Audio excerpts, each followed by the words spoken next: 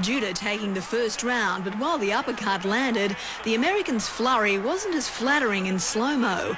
The Australian taking the fast track to a devastating result. Down goes Zab Judah, and he's really hurt. He's all over the place. The fight's all over. The fight has stopped. With just a second left in the second round, Judah's first loss in 28 professional fights. The 24-year-old exploding in fury. Referee Jay Nady copping the brunt of his anger, but Kostya Tszyu, in no doubt the man in the middle, made the right call. I've seen how he come in, and look at him. He's really, look at his eyes. Look at his eyes. The referee done the right decision to stop the fight. Otherwise, he will be really, really hurt. Judah eventually escorted from the ring, leaving Tszyu to enjoy the moment. But when asked about the prospect of a rematch, he gave little to his brash young opponent. Do you remember in the press conference, we asked the same questions to him? Winner take all. I answered the same way. Nope. It's a boomerang. A boomerang that won't come back for Zab Judah. Kostya Tszyu joining the boxing elite. He's one of just 3 fighters who hold all 3 world title belts. I feel like I was cheated, so that I may have overreacted a little bit, but I apologize to anyone that was harmed or was touched or was hurt. You know what I mean? I didn't intend to, to hurt anyone. He wasn't that strong. He's not strong at all. I mean, I'm gonna miss a lot of punches, and I feel like I hit him and I hurt him with a lot of punches too.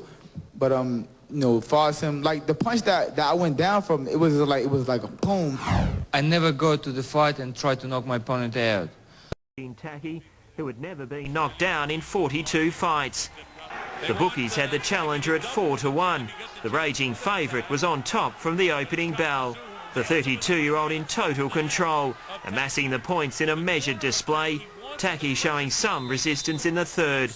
The 28-year-old had a big reach advantage, but couldn't find the mark. Tszyu putting on a boxing clinic. After knocking out flashy American Zab Judah last November, Tszyu was in for the duration against the tough African. The fight moving into the 10th round. The Aussie showing no signs of fatigue. Time running out, Tackie went for the knockout. Tszyu's corner urging caution heading into the final round. Mate, nothing without the jab first, mate. There was no lucky punch though. The undisputed world champion never threatened. It's all over. Kostya Tszyu! Everyone's believe I'm brawler, and today I've done exhibition for boxing exhibition to show the world that I've got not only power, I've got skills. A rematch with Judah not on the cards at this stage. Other challengers welcome. You see, when you have 1, 2, so many belts, you have to defend the mandatory. Rather to the ring to defend the 3 titles he's worked so hard to keep. Leija, a picture of concentration, preparation, everything against the world champion. And it seemed the American had done his homework, finding some good combinations early in the bout. He's on the back foot and the right hands keep coming. But Tszyu went searching for a place to land and fought back hard next round. He's just starting to get through him a bit more. As quickly as Leija started, he stopped, and the undisputed champion had him looking for the corner. He's been cut. He has a history of it. That was enough for Leija, who stopped the fight, citing a burst eardrum. He knew the truth, though. I know you wanted that knockout. It's really good for me to everyone now expecting to me knock Jesse out in the first, second round and third round. I never thought this way because I've seen lots of fights and I know how tough he is. No love lost between the fighters in the build-up to the bout, and once again tensions were high. Hatton weighed in about 1 kilogram lighter, and before Hatton fired up his fans. Floyd? Me? Who's taking the belts? Let's have him. Ringside seats are selling for $13,000. The night the bad boys came out to play. They're cousins. Just wants to know where the after party is. Former rugby league headline John Hopewadi played hard in the ring, stopping his opponent in the 5th round, then offering to take on a heckler in the crowd. It's getting a little bit volatile here at the Sydney Entertainment Centre. The police are running in there quickly. A KO victory for another former league star. Solomon Hamono continuing his unbeaten heavyweight record, his Kiwi opponent heading home with a freshly arranged nose. Colourful Thai boxer Danapa Big Shot Camp ensured that most of the action happened on the undercard. Mundine's main event, the mismatch that many expected. Argentine plumber Jose Alberto Clavero finished off in the 4th round. And down goes Clavero. Mundine's 30th victory followed by another challenge to long-time Perth rival Danny Green. If Green Machine want to bring it on, get his ass whipped, then come see me, bruh. You know what I'm saying? Come see me. I'll knock you out in your hometown, boy. I'm not bothered or worried about what he says, you know. We all know what he says doesn't carry much weight. Green gearing up for Sunday's world title bout against towering Croatian Stipe Druz, a preparation that didn't include watching Mundine's fight. Put my daughter to bed and relax and play Connect 4 with my wife instead.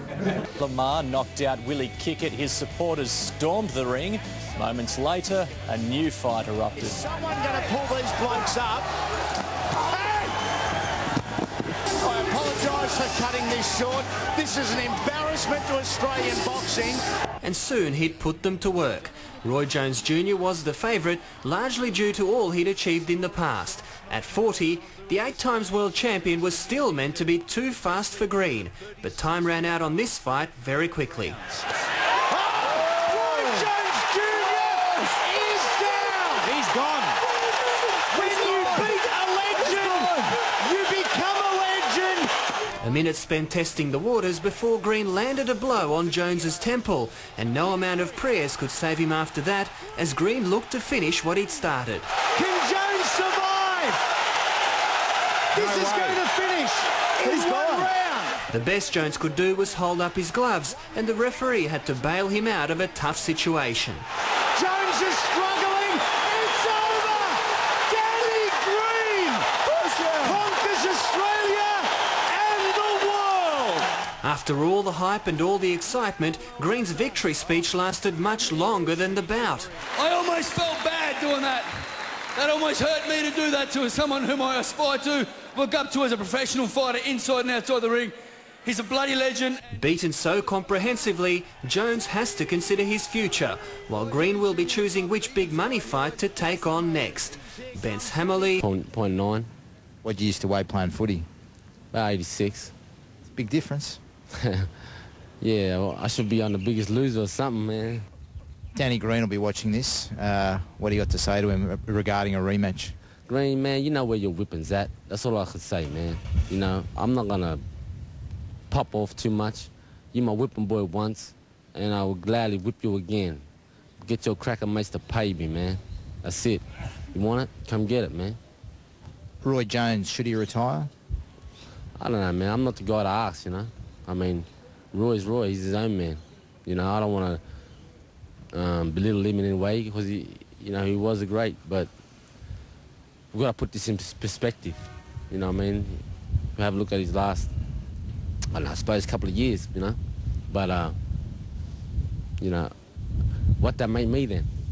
If Green beat Roy and I whipped Green, I must be a legend.